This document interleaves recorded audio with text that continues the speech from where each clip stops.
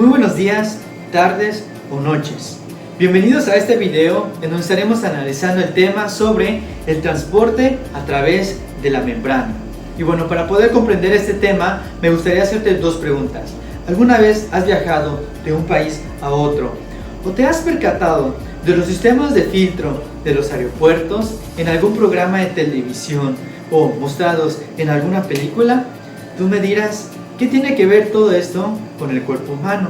Pues mira, el cuerpo, al igual que la aduana de un aeropuerto, este tiene sistemas que regulan el paso de elementos.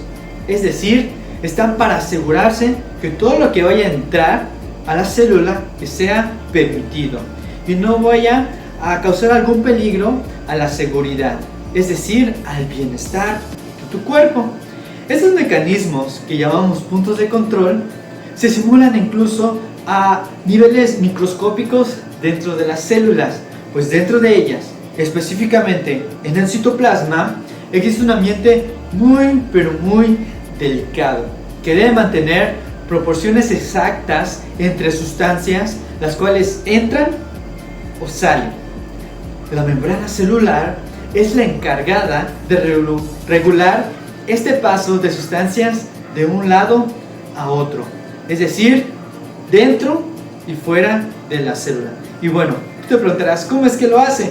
Bueno, es lo que vamos a descubrir en este video. Pero antes de empezar, me gustaría presentarme como se debe. Me llamo Ulises Alejandro Patchi y soy perteneciente del grupo C. Estoy cursando mi primer semestre en la licenciatura de Nutrición en la Facultad de Medicina, perteneciente a la Universidad Autónoma de Campeche. Este tema pertenece a la unidad de aprendizaje de Biología Celular y esta materia está a cargo del docente Víctor Montión Padilla. Y bueno, ahora sí, comencemos este video. Para conocer cómo es el transporte a través de la membrana, primero debemos conocer cómo está constituida dicha membrana. En las células eucariotas existe una barrera que las rodea, definiendo su extensión y manteniendo las diferencias esenciales entre el contenido de la célula y su entorno. Su función es dividir, separar o aislar el medio interno de la célula, es decir, el medio intracelular, donde se encuentran los diferentes organelos y donde se encuentra el material genético, que es lo principal de la célula, con el medio exterior de la célula, que este es el medio extracelular, donde se encuentra todo lo demás que no pertenece a la célula. Asimismo, se encarga de cuidar quién es el que entra y quién es el que sale de la célula. En ella podemos encontrar canales, transportadores, receptores, enzimas, marcadores de identidad celular y proteínas de unión. Más adelante vamos a entrar a detalle cuál es la función de cada uno de estos elementos. Bueno, ¿y cómo se comporta esta membrana celular? Bueno, esta está constituida por una bicapa lipídica, es decir, está constituida por dos partes esenciales. Más adelante vamos a conocer sobre esto. Esta bicapa no es visible. ¿Qué quiere decir esto? Que no se mezcla con el líquido extracelular ni intracelular, constituyendo así una barrera frente al movimiento de moléculas de agua y de sustancias insolubles entre comportamientos del líquido extracelular e intracelular. Qué maravillosa y qué importante es esta membrana celular. Una vez que ya hemos entendido cuál es la membrana celular, sus funciones y cómo se comporta, ¿por qué no hacemos zoom en ella y vemos cada una de las estructuras y características que la componen y la hacen tan especial?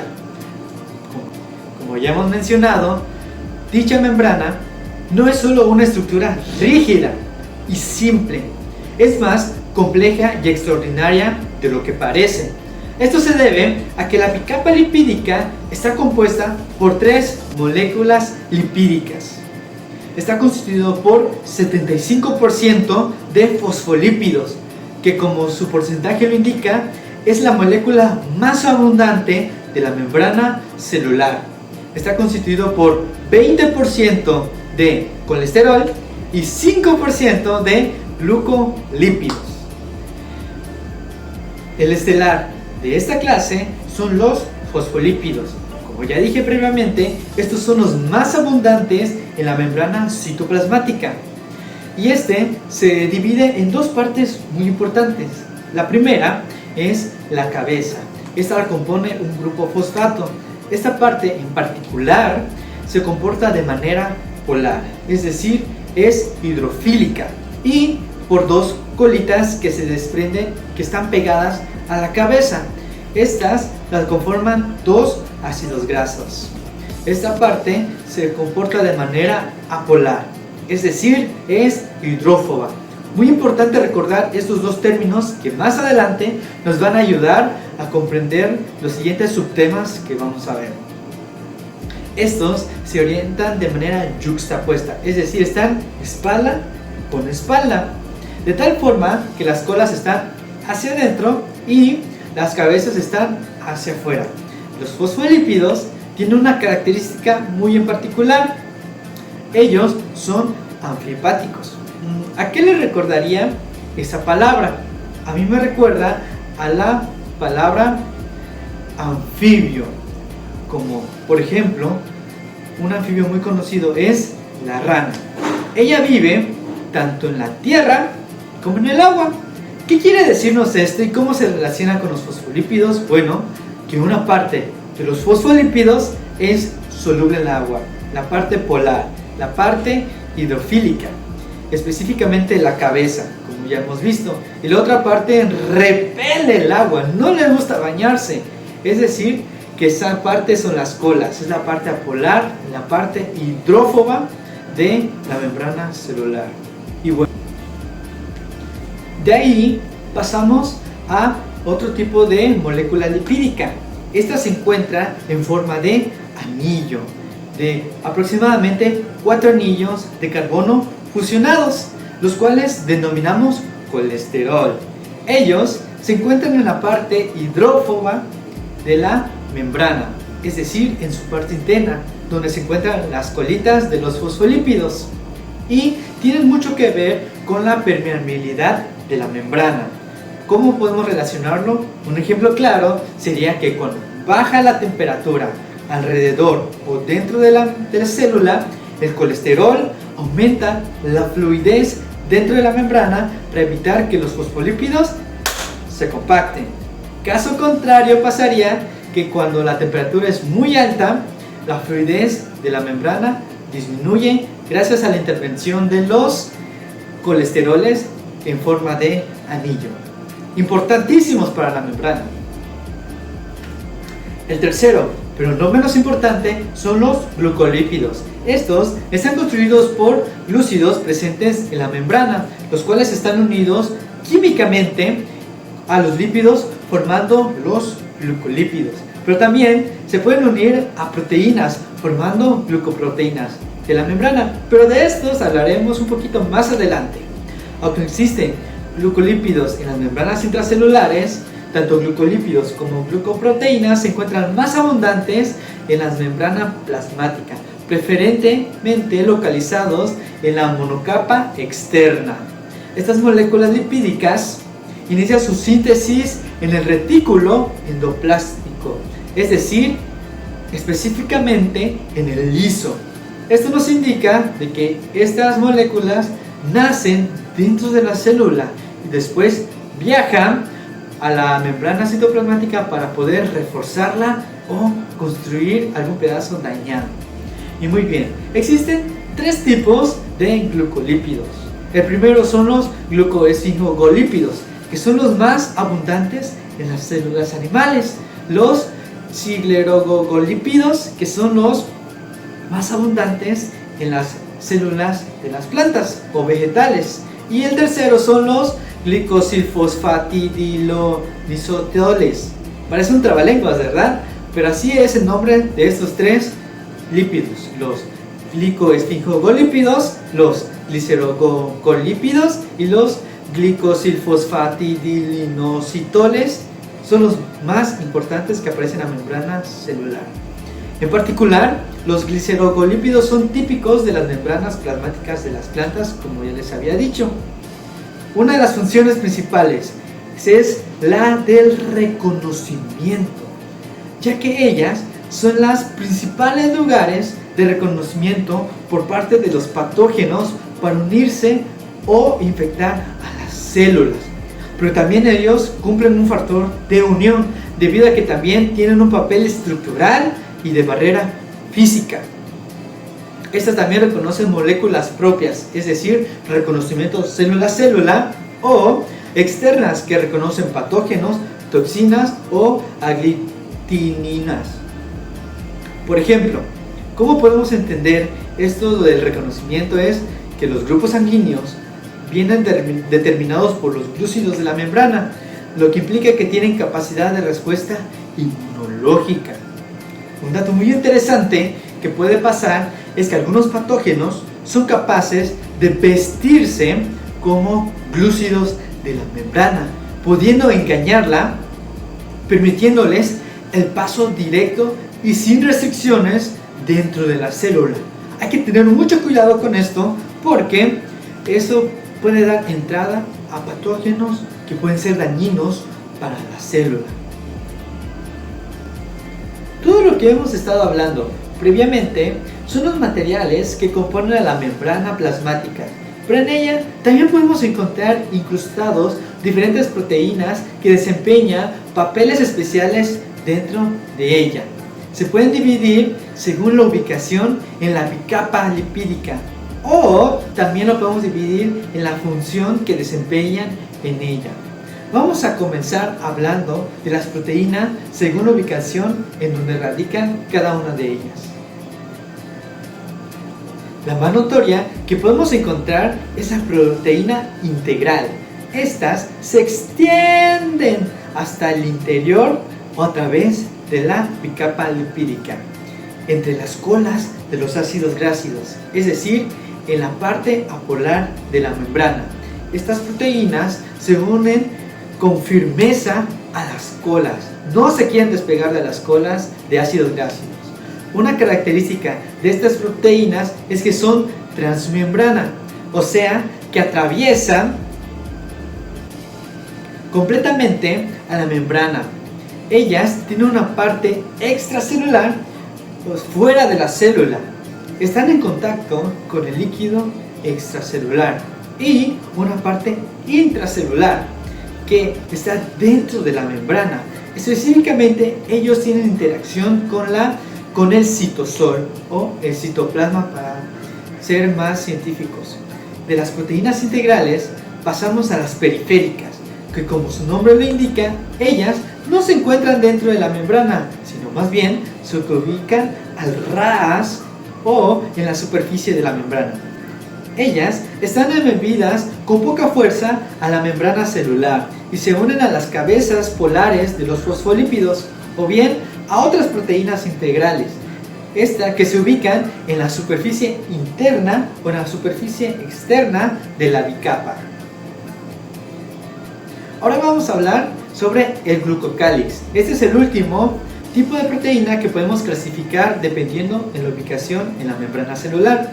Esta palabra glucocálix me suena como un derivado de la palabra glúcido. Pues bien, a las porciones hidrocarbonadas de los glúcidos y las glucoproteínas que conforman una cubierta azucarada se le conoce como glucocálix. En algunos tipos de células, la cantidad de glucocálix que se encuentra en la superficie celular es tan grande, pero tan grande, que puede observarse con el microscopio electrónico. En algunas células, como los enterocitos, el glucocálix se puede extender a más de 1 micrómetro desde la membrana celular. La célula queda así recubierta por una envuelta de glúcidos que representan entre el 2 y el 10% del peso de la membrana celular. Una vez que hemos comprendido la ubicación de las proteínas en la membrana celular, Ahora sí, podemos comprender mejor su clasificación según la función que éstas desempeñan en esta bicapa lipídica. La primera proteína que podemos encontrar de acuerdo a su función es la transportadora. Esta, a su vez, es una proteína transmembrana. Recuerden que las proteínas transmembrana son las que van desde el líquido intracelular hasta el extracelular de la célula. Y en ella tiene la capacidad de agarrar alguna molécula del exterior que esté flotando por allá en el líquido extracelular para luego, cuando la tiene agarrada, translocarse. Suena rara esa palabra, ¿verdad? ¿Esto qué quiere decir? Que cambia de posición para meter las moléculas dentro de la célula. Aquí está la proteína, la membrana, la molécula está aquí, la agarran y la proteína se trasloca, cambia de posición para que puedan meter a la molécula dentro de la célula. Por eso se llama transportadora. Luego tenemos a la proteína de canal, que al igual que la anterior, entra en la categoría de proteína transmembrana. Esta forma un conducto que permite la entrada o también la salida de ciertos iones, para que estos puedan pasar a través de la membrana, ya que por sí solitos estos iones no pudieran la capacidad de poder atravesar la membrana. Después podemos encontrar a las proteínas receptoras. Ellas se encuentran en la parte polar de la membrana. Recuerden que la parte polar es donde están las cabezas de los fosfolípidos. Ese quiere decir que son también proteínas periféricas, o sea que están al ras de la membrana. Estos receptores se activan y empiezan a mandar señales a la parte apolar, es decir, por donde están los ácidos grasos, donde están las colitas de los fosfolípidos, a la membrana, donde se desatan diferentes tipos de funciones. Una proteína muy en particular es la enzimática. Yo creo que ya has escuchado esta palabra, de enzima, pero si no te acuerdas, aquí te decimos. Esta se encarga de catalizar, o sea, romper en las reacciones que se lleva a cabo, ya sea en la periferia o dentro de la bicapa. Un ejemplo claro que podemos darnos cuenta es en la lactasa. Este tipo de proteína es integradora, es decir, que se puede encontrar a través de toda la membrana citoplasmática. Asimismo, tenemos a las proteínas conectoras, que estas pueden ser tanto integradoras como periféricas, o al mismo tiempo pueden ser ambas. Su función en la membrana es muy simple, como su nombre le indica, solo se encargan de conectar. Ahora sí, pasemos a la última tipo de proteína. Y finalmente tenemos a la proteína como marcador de identidad. Ellas son pero súper importantes. ¿Por qué? Porque ellas conforman a la unidad celular. ¿Y cómo lo hacen?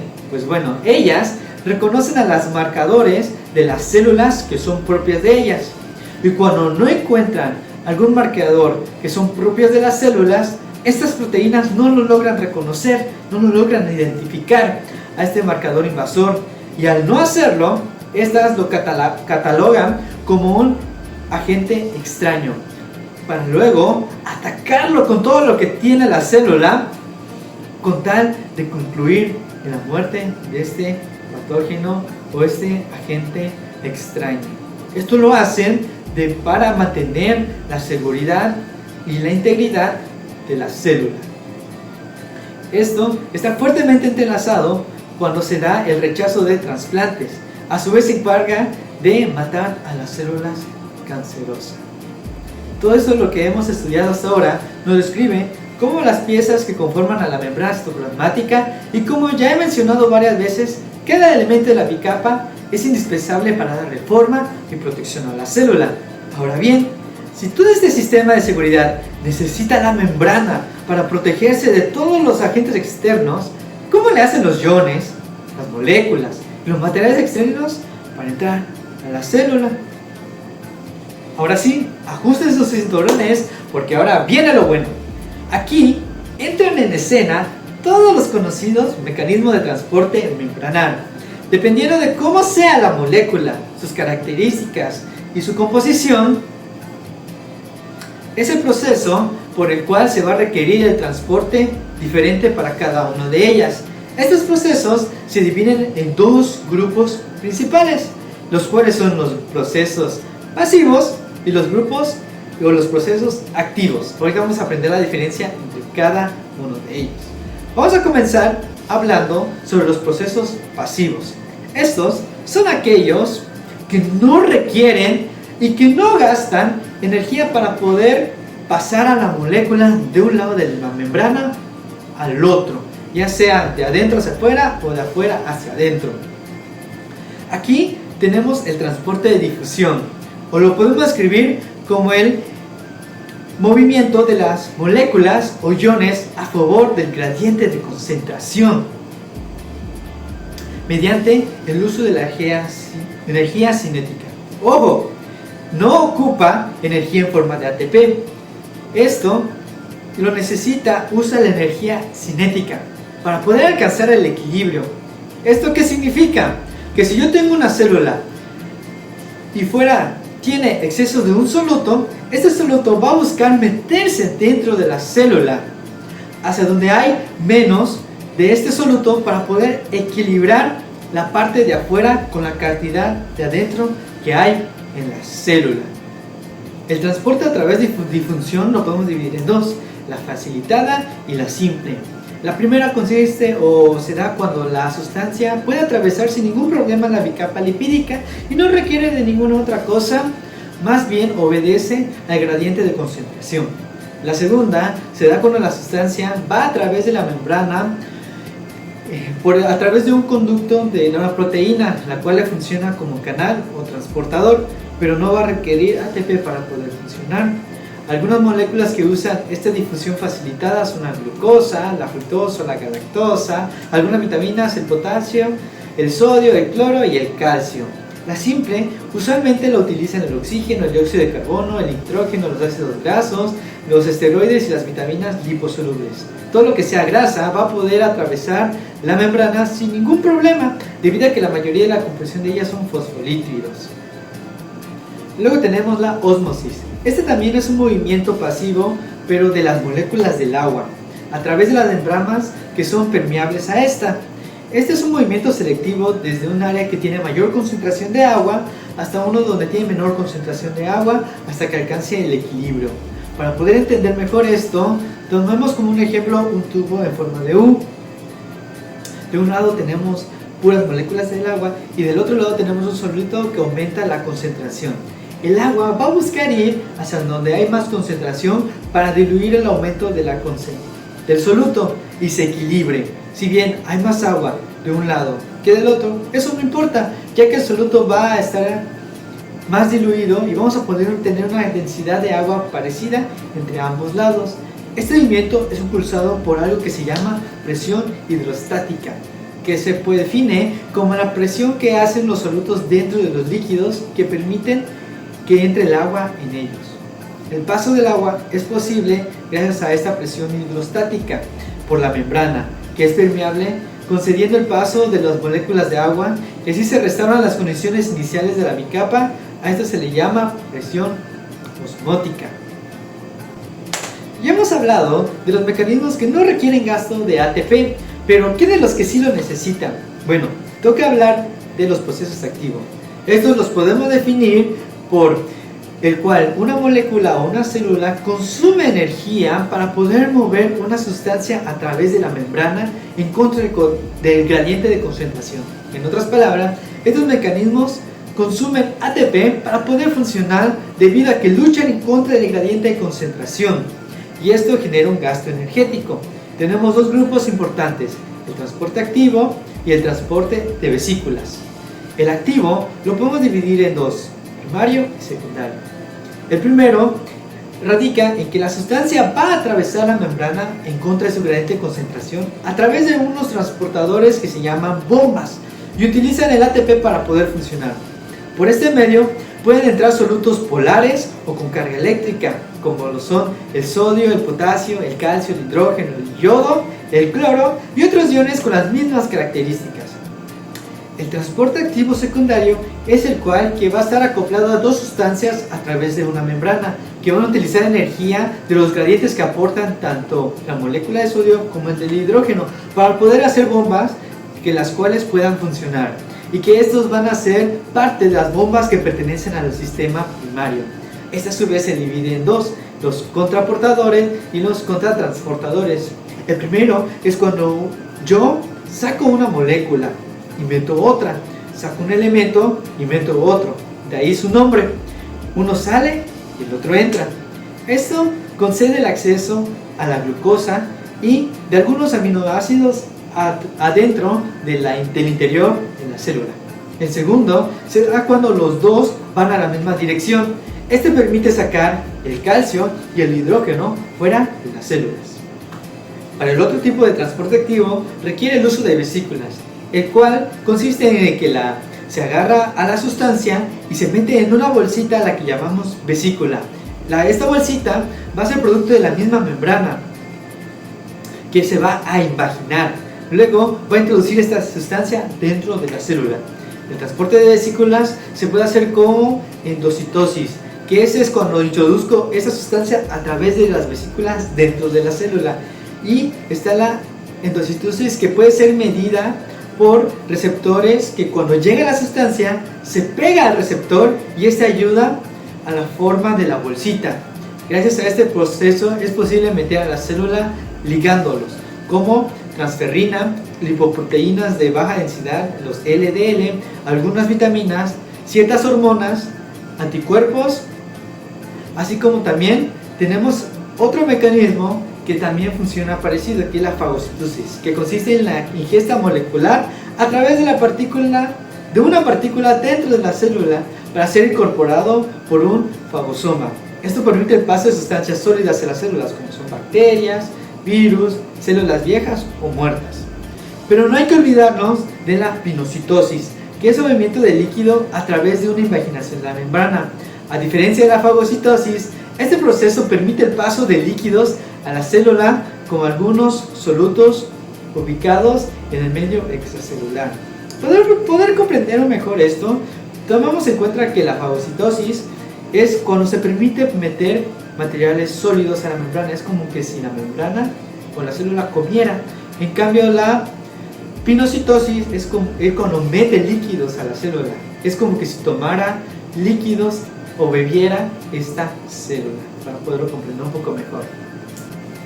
Toca hablar del proceso contrario a la endocitosis, la exocitosis. Es el uso de vesículas para poder salir de la célula, por eso el prefijo exos, que quiere decir salir. Esta vía de transporte la usan los neurotransmisores, las hormonas, las enzimas digestivas. Y bueno, por último tenemos la transitosis, en el cual la sustancia va a atravesar la célula, esto gracias a la combinación de la endocitosis y la exocitosis. ¿Y cómo lo logra? Pues bien, en uno de los polos celulares va a estar por medio de la endocitosis y en el otro polo va a salir gracias a la exocitosis. Los pasajeros de este mecanismo son anticuerpos, algunas células endoteliales y para sustancias que se desplazan entre el plasma y el líquula intersticial. Y bueno, hasta aquí, este es el video de hoy.